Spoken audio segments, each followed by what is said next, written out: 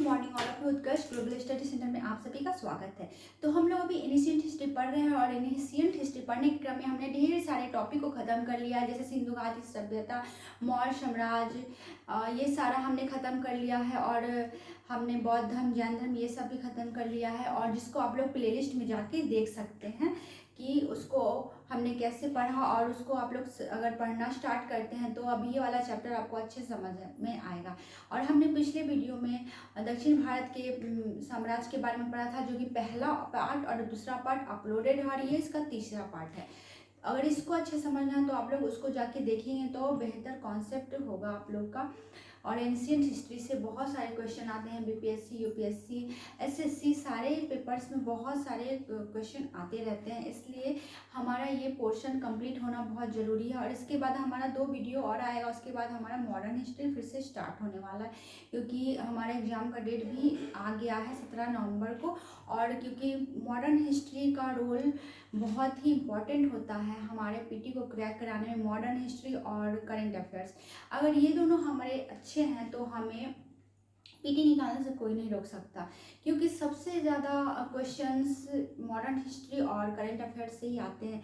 और अगर किसी का करेंट अफेयर्स और मॉडर्न हिस्ट्री अगर सही हो तो क्वेश्चन का लेवल बहुत हाई हो जाता है और उसके बेस्ट स्कोर होने के चांसेस भी बढ़ जाते हैं। तो चलिए शुरू करते हैं हम लोग। हमारा आज का टॉपिक है दक्षिण भारत का इतिहास, जो कि हमने पहला वीडियो और दूसरा वीडियो डाला हुआ है, जिसमें आप लोग जाके देख सकते हैं। और ये हमारा आज का तीसरा वीडियो है, राष्ट्रकूट वंश के बारे में इसमें हम लोग पढ़ेंगे। तो जैसा कि हम लोगों ने देखा था कि दक्षिण भारत के इस वाले क्षेत्र में चोल साम्राज्य, ये सारा साम्राज्य, वातापी, ये सारा साम्राज्य का यहाँ पे शासन था, और इसी के बारे में हम लोग को पढ़ना है। तो सबसे पहले हम लोग देखेंगे राष्ट्रकूट वंश के संस्थापक कौन थे। तो राष्ट्रकूट वंश के संस्थापक थे दंतीदुर्ग। राष्ट्रकूट वंश के संस्थापक थे दंतीदुर्ग। राजधानी थी मान्यखेत, और राजधानी था इसका मान्यखेत। प्रमुख शासन, यहाँ पे प्रमुख शासक रहे कृष्ण प्रथम, ध्रुव, गोविंद, अमोघवर्ष, कृष्ण द्वितीय और कृष्ण तृतीय। तो इसके सर्वप्रमुख शासक, राष्ट्रकूट वंश की स्थापना होती है दक्षिण भारत में, और संस्थापक थे दंतीदुर्ग। राजधानी इन्होंने मान्यखेत को बनाया, और प्रमुख शासक थे कृष्ण प्रथम, ध्रुव, गोविंद, अमोघवर्ष, कृष्ण द्वितीय और कृष्ण तृतीय। ये यहाँ के प्रमुख शासक थे, जिससे क्वेश्चंस आते रहते हैं। तो कृष्ण प्रथम ने एलोरा के प्रसिद्ध कैलाश मंदिर, औरंगाबाद महाराष्ट्र एकाश मंदिर। तो कृष्ण प्रथम ने एलोरा के प्रसिद्ध कैलाश मंदिर का निर्माण कराया। कृष्ण प्रथम ने एलोरा के प्रसिद्ध कैलाश मंदिर का निर्माण कराया और औरंगाबाद महाराष्ट्र में एकाश मंदिर का भी निर्माण कराया। राष्ट्रकूट पाल एवं प्रतिहार के साथ कन्नौज के लिए त्रिपक्षीय संघर्ष में शामिल हुआ। और राष्ट्रकूट पाल और प्रतिहार के साथ, राष्ट्रकूट जो है पाल और प्रतिहार के साथ कन्नौज के लिए त्रिपक्षीय संघर्ष हुआ था, जिनमें 3 गुट थे, राष्ट्रकूट, पाल और प्रतिहार, इसलिए इसको त्रिपक्षीय संघर्ष कहा जाता है। कन्नौज में ये लड़ाई हुई थी और ध्रुव प्रथम शासक था, और इसमें ध्रुव प्रथम स्टैंडिंग शासक था। इस वंश का अंतिम शासन कृष्ण तृतीय था, और राष्ट्रकूट वंश का सबसे अंतिम शासक कृष्ण तृतीय था। पहला शासक कृष्ण प्रथम था। इस वंश का अंतिम शासक कृष्ण तृतीय था। इसी के दरबार में कन्नड़ कवि रहते थे, जिन्होंने शांति पुराण की रचना की, और इनके दरबार में ही कन्नड़ कवि रहते थे जिन्होंने शांति पुराण की स्थापना की थी।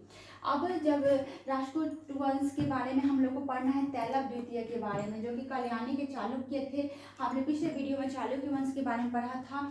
तो ये कल्याणी के चालुक्य थे। तैलव द्वितीय ने राष्ट्रकूटों पर विजय प्राप्त की तथा नए वंश की स्थापना की। इन्होंने राष्ट्रकूटों पर विजय प्राप्त की। राष्ट्रकूट वंश के बाद तैलव द्वितीय का प्रादुर्भाव में इतिहास में देखने को मिलता है, जिसने राष्ट्रकूट वंश को पराजित करके तैलव द्वितीय ने कल्याणी चालुक्य वंश की स्थापना की। और राष्ट्रकूट शैव, वैष्णव, जैन, बौद्ध धर्म को मानते थे। राष्ट्रकूट जो है वो शैव, वैष्णव, जैन और बौद्ध धर्म को मानने वाले थे। एलोरा एवं एलिफेंटा की गुफा, हम लोग हिस्ट्री में पढ़ते रहे हैं, एलोरा एवं एलिफेंटा की गुफा, एलोरा एवं एलिफेंटा की गुफा, जो कि महाराष्ट्र में है। मंदिरों का निर्माण राष्ट्रकूटों ने ही करवाया था। राष्ट्रकूटों ने एलोरा एवं एलिफेंटा की गुफा, जो कि महाराष्ट्र में है, का निर्माण कराया था। और इसमें 1 से 12 तक बौद्ध धर्म की गुफा है, 13 से 29 हिंदू धर्म की गुफा है, और 30 से 34 जैन धर्म की गुफा है। तो इसमें गुफाएं हैं, जिसमें 1 से 12 बौद्ध धर्म की गुफा है, 13 से 29 हिंदू धर्म और 30 से 34 जैन धर्म की, कुल 34 गुफा की, कुल जो है 34 गुफा थी। और 3 धर्म, इसमें 3 धर्म, बौद्ध, हिंदू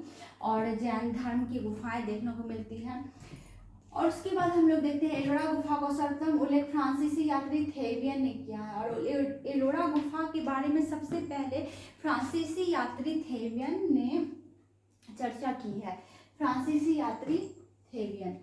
तो अब इसके बाद तैलप द्वितीय के बाद कल्याणी के चालुक्य वंश, यहाँ पे हमने पढ़ा था चालुक्य वंश के बारे में, जो कि संगम वंश के टाइम में अच्छी अवस्था में था, लेकिन फिर जो है वो बाद की अवस्था में कमजोर पड़ जाता है। और उसके बाद वो फिर से अपना उसका गोल्डन पीरियड शुरू होता है चोल वंश का, चालुक्य वंश का और चोल वंश का टाइम पीरियड गोल्डन शुरू होता है बाद में। पहले संगम वंश में ये सही टाइम पीरियड में था, लेकिन फिर बाद में इसका टाइम समाप्त होने लगता है, इसकी शक्तियाँ क्षय होने लगती हैं।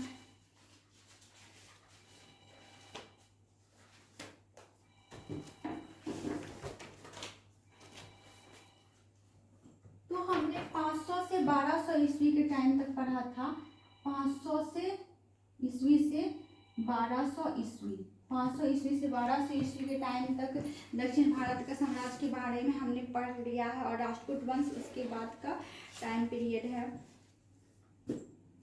तो कल्याणी के चालुक्य वंश के बारे में हम लोग पढ़ेंगे। तैलप द्वितीय जो है वो कल्याणी के चालुक्य वंश के संस्थापक थे। राजधानी मानेखेत, इन्होंने राजधानी मानेखेत को फिर से कल्याणी को बनाया।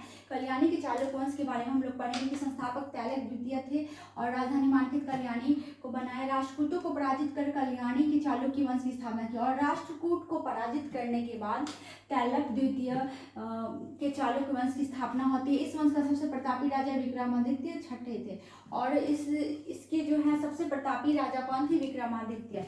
मिताक्षरा हिंदू विधि ग्रंथ की रचना विधिवेत्ता विज्ञानेश्वर ने की और इसी टाइम में मिताक्षरा हिंदू विधि ग्रंथ की रचना विधिवेत्ता विज्ञानेश्वर करते हैं, मिताक्षरा की रचना।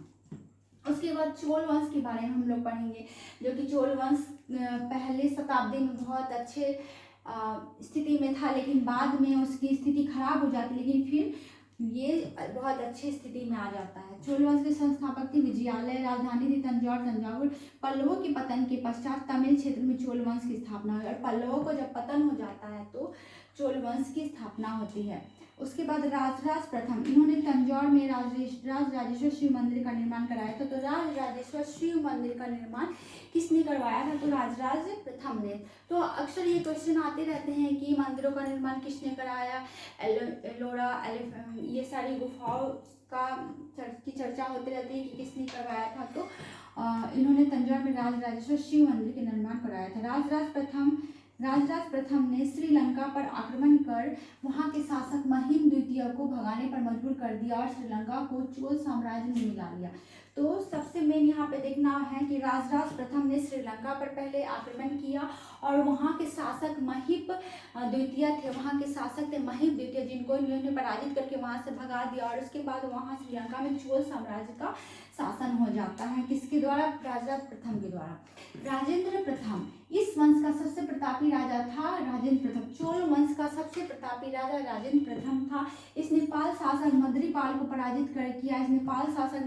पराजित किया और उन्होंने गंगैकोंड चोल की उपाधि दी और राजेंद्र प्रथम को ही गंगैकोंड चोल की उपाधि से नवाजा गया है तथा गंगैकोंड चोलपुरम को राजधानी बनाए और इन्होंने गंगैकोंड चोलपुरम को राजधानी बनाए राजेंद्र प्रथम ने तथा चोल गंगम नामक तालाब का निर्माण कराया और राजेंद्र प्रथम ने ही चोल गंगम नामक तालाब का निर्माण कराया था। तो ये यहाँ पे हम लोग देखेंगे कि राजेंद्र प्रथम से तीन मोस्ट इम्पॉर्टेंट हम लोग को देखने मिला कि सबसे प्रतापी राजा चोल वंश के थे राजेंद्र प्रताप, इन्हें गंगैकोंड चोलपुरम की उपाधि मिली थी और गंगैकोंड चोलपुरम की इन्होंने राजधानी बनाया था और चोल गंगम तालाब की स्थापना किसने की थी? राजेंद्र प्रथम ने। अंतिम शासक था राजेंद्र तृतीय और चोल वंश का सबसे अंतिम शासक था राजेंद्र तृतीय। तो इस तरह से ये पूरा दक्षिण भारत का साम्राज्य हमने पढ़ा, जो कि धीरे धीरे हमें समझना होगा, क्योंकि इसको हम लोग एक बार में नहीं समझ पाएंगे। इसके लिए हमें पहले से वीडियो देखना होगा, पहला पार्ट, दूसरा पार्ट और ये हमारा तीसरा पार्ट, जिसको हम लोग देखेंगे और समझेंगे कि राष्ट्रकूट वंश के बाद आया तैलप वंश, फिर तैलप द्वितीय ने कल्याणी के चालुक्य वंश, पहले राष्ट्रकूट वंश, फिर उसके बाद तैलप द्वितीय ने कल्याणी के चालुक्य वंश की स्थापना की। उसके बाद चोल वंश का स्थापना होता है, जिसमें राजराज प्रथम और राजेंद्र प्रथम जो है मोस्ट इम्पॉर्टेंट शासक हुए, जिसमें राजेंद्र तृतीय जो है लास्ट वाले शासक हुए। और इसके बाद अंतिम शासक के बाद दक्षिण भारत का साम्राज्य का पतन हो जाएगा और छोटे मोटे राज्य बच जाएंगे, जो कि उतने पावरफुल नहीं रहेंगे। और फिर उसके बाद हम लोग पढ़ेंगे आगे चल के, इसके बाद दक्षिण भारत के इतिहास के बाद हम लोग पढ़ेंगे कि प्राचीन भारत के अन्य वंश के बारे में पढ़ेंगे, जैसे बंगाल के राजवंश हो जाएंगे, सेन वंश हो जाएंगे, कश्मीर का राजवंश, और ये हमारा छोटा छोटा टॉपिक होगा प्राचीन भारत के अन्य वंश। उसके बाद हमारा ये चैप्टर खत्म हो जाता है। उसके बाद हम लोग देखेंगे कि कैसे मेडाइवल हिस्ट्री का आगमन होता है, और इसके बाद यहाँ पे हम लोगों को बाहर के आक्रमण के बारे में पढ़ना होगा कि बाहर से कौन कौन से आक्रमण आते हैं, आक्रमणकारी आते हैं, और सल्तनत काल की स्थापना होती है। तो ये सारे जो है सीरियल वाइज हिस्ट्री का क्रम है जो कि हमें पढ़ना है, जिससे बहुत सारे क्वेश्चन आते हैं। तो हम लोग अभी मेडाइवल को स्किप करेंगे और हम लोग मॉडर्न पढ़ेंगे अपना एक चैप्टर और ख़त्म करके एनिशिएंट में, और उसके बाद हमारा एनिशिएंट ख़त्म हो जाएगा। फिर हम लोग एक प्राचीन पुस्तकों और उनके लेखकों के नाम भी हमारा एक वीडियो आएगा, जो कि बहुत इम्पॉर्टेंट हो जाता है हमारे एग्जाम के दृष्टिकोण से। उसके बाद हमारा जो है 2 वीडियो के बाद हमारा मॉडर्न हिस्ट्री शुरू हो जाएगा। तो पहला हमारा ये बंगाल के सेन वंश इत्यादि जो 2-3 छोटे छोटे वंश बच गए हैं उनका एक वीडियो आएगा, और उसके बाद पुस्तक और उनके लेखक के संबंधित एक वीडियो आएगा, और उसके बाद हमारा मॉडर्न हिस्ट्री शुरू हो जाएगा। क्योंकि मॉडर्न हिस्ट्री बहुत बहुत बहुत इंपॉर्टेंट है, जो कि हमें रिवाइज करना और फिर से पढ़ना, ताकि आप लोग मेरे साथ अच्छे से एग्जाम दे सके और 17वीं बीपीएससी को क्रैक कर सके। क्योंकि मेरी यही आशा है कि आप लोग एक सीट जरूर पाए बीपीएससी में, क्योंकि इस बार के बहुत सारे पोस्ट ऐड किए गए हैं बीपीएससी में, और इसको निकालने में आप लोग को ज़्यादा परेशानी भी नहीं होगी। तो इसको आप लोग एक बार जाके रिवाइज कीजिए, पढ़िए। और एनसीईआरटी पढ़ना बहुत ज़रूरी हो जाता है, क्योंकि एनसीईआरटी तो जान ही होती है बीपीएससी की, अधिकांश क्वेश्चन एनसीईआरटी से ही पूछे जाते हैं।